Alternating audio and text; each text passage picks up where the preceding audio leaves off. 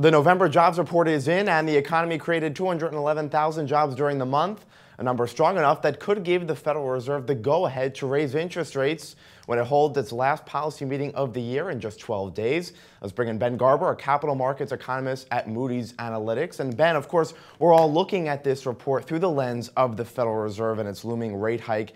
Did the Fed get what it needed this morning? Oh, it got more than enough than it needed. The number was above expectations. They upwardly revised previous numbers values.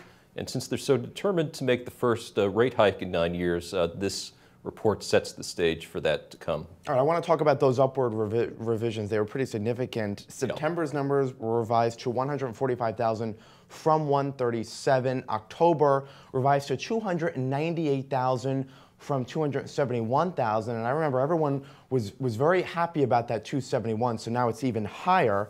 What do you make of these revisions in terms of the health of the job market? Well, that very strong number in October kind of erases the weakness that we saw in the previous months. We're supported by a very fast rate of consumer spending. We haven't just seen any significant drop back in the rate of job creation.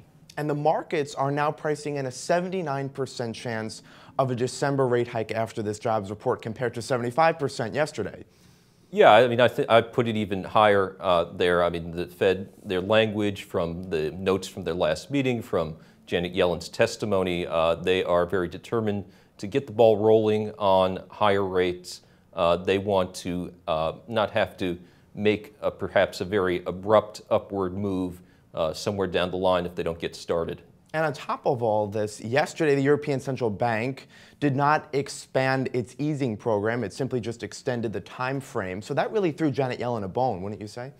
Yeah, because some people were concerned that there'd be too much of a divergence between the euro easing too much while the Fed tightens.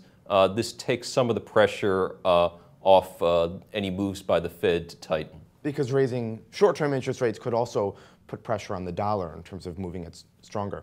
Yeah, we saw an incredible move in the euro yesterday, gaining against the dollar. So even though a lot of the smart money is thinking, well, the euro is going to drop further, yesterday's actions put some cold water on that idea. All right, and also wages rising 2.3% year over year, really adding to this bright report. Yeah, I think that puts some more positive notes on this report. We've seen consecutive months of solid wage growth. That, of course, ties into thoughts that inflation maybe start to pick up next year once these effects of lower oil prices and cheaper imports start to fade off. So the Fed is certainly starting to focus on rising inflation risks. All right, let's shift and talk about what the jobs numbers mean for the 2016 election. I mean, Moody's actually has a report showing that, the employment situation actually plays a significant role in how people vote.